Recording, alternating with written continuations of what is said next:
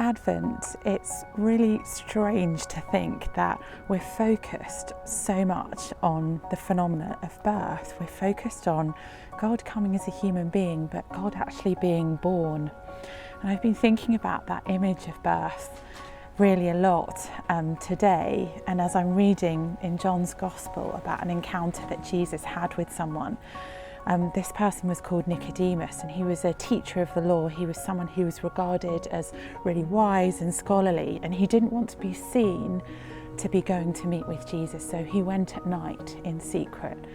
You can imagine him going down sort of back passages out of the sort of big public squares to meet with Jesus in secret.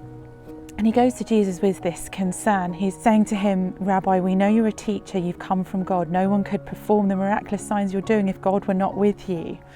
And Jesus says to him, well, no one can have the kingdom unless they're born again. A celibate Middle Eastern man is speaking about birth. When I first gave birth, I gave birth to two babies. It was a twin pregnancy, and I remember going into the hospital with my husband, and we went in as two and we left that hospital as a family of four, never to be the same again.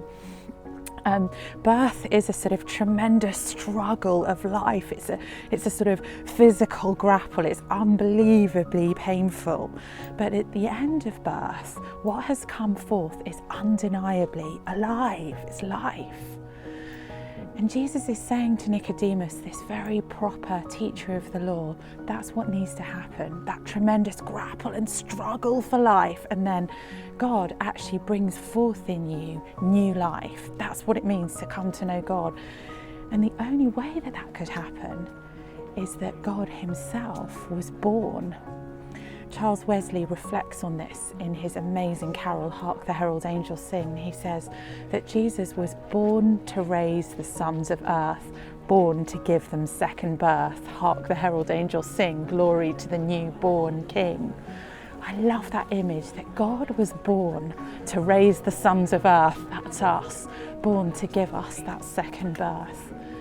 So this Advent, think about why God came. Why was God born? He was born so that we could be born, reborn spiritually.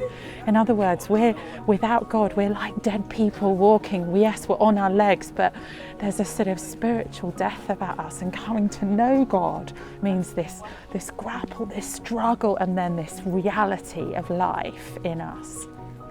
Think about how wonderful that is if you've experienced it.